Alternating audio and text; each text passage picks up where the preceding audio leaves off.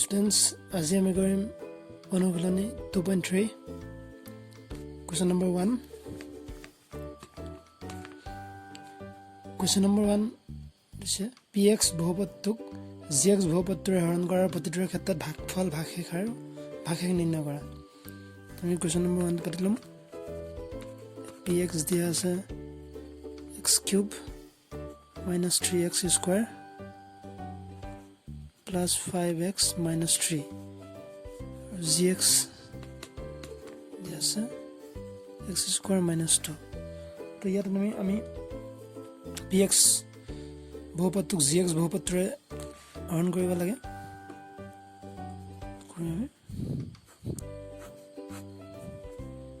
x cube minus 3x square plus 5x minus 3 divide কৰিব লাগে x square minus 2 আমি কি কৰিব লাগে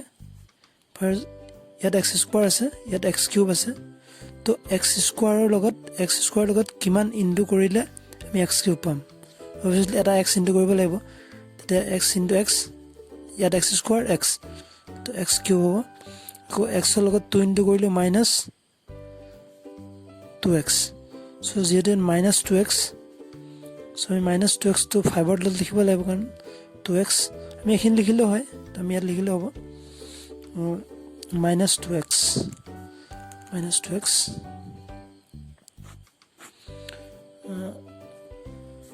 next আমি কৰিব লাগিব ইয়াৰ সাইন টু চেঞ্জ কৰিব লাগিব x কিউব যেহেতু plus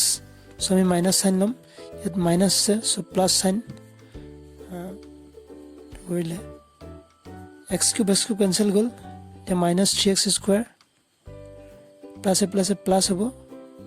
5 plus 2 7x minus 3 next আমি এটো আগৰটো মিলাব লাগিব যেটো 3x square এটা x square আছে so আমি minus 3 ইনটু কৰিম minus 3 into x square minus 3x square minus 3 into 2 minus plus 10 to 1 6 plus 6 so sign বোৰ চেঞ্জ কৰি লম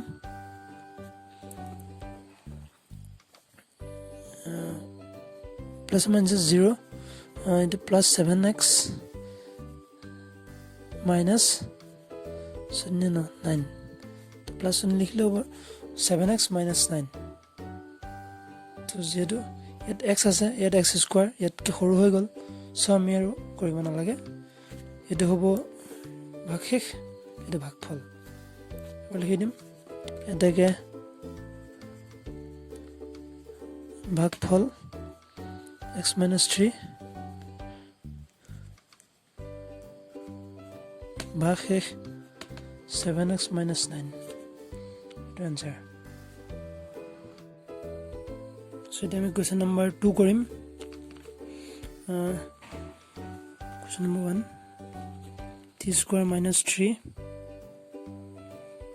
2t to the power 4 plus 3t cube minus 2t square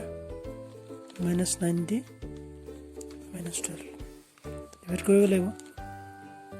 তুমি question কৈছে দ্বিতীয় বহুপদটোক প্ৰথম বহুপদটোৰে হৰণ কৰা আৰু ই দ্বিতীয় বহুপদ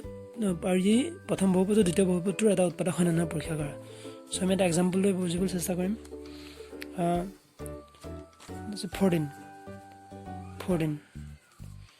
14 ক আমি 7 দি ডিভাইড কৰো 7 2 14 0 ওলালে সো 14 ক যদি আমি এবাৰ 4 দি ডিভাইড কৰো 4 দি ডিভাইড কৰিলে 4 3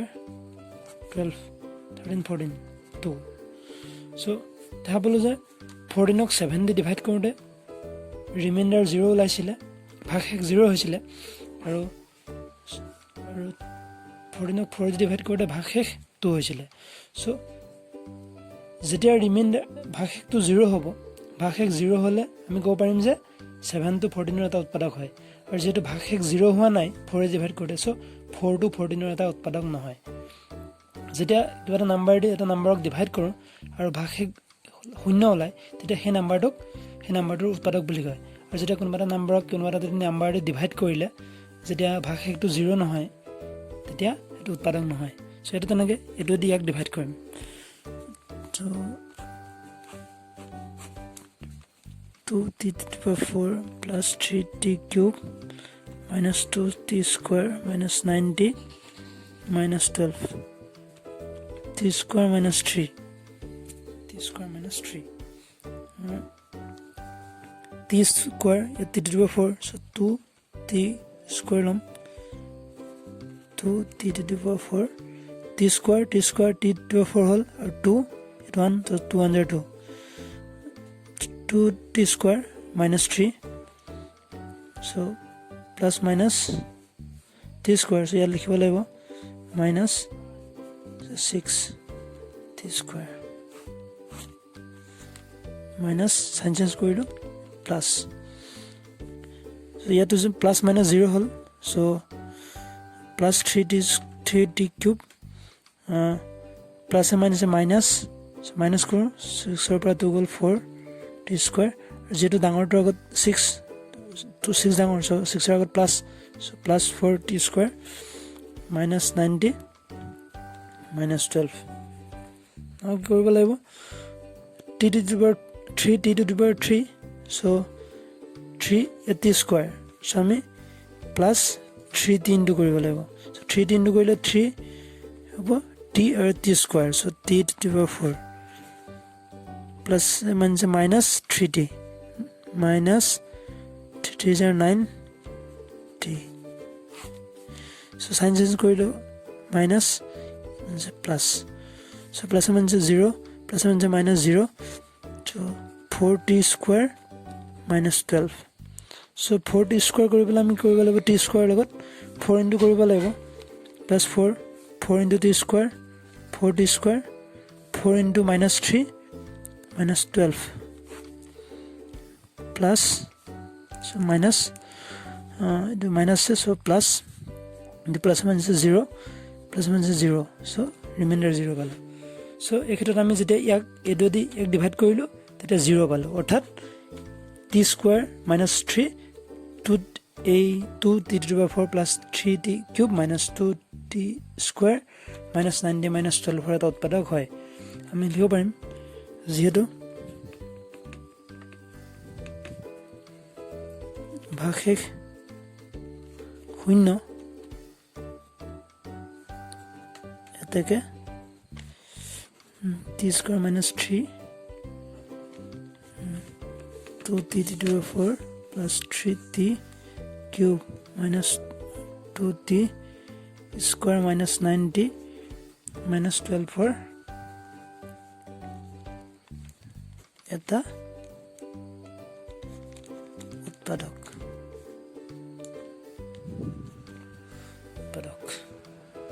so this is the answer students ভিডিওটো যিমান পাৰা শেয়াৰ কৰা যাতে ইয়াৰ পৰা সকলো উপকৃত হয় আৰু যদি বিশেষ অসুবিধা থাকে ডেসক্ৰিপচনত থকা WhatsApp লিংকৰ জৰিয়তে মোক যোগাযোগ কৰা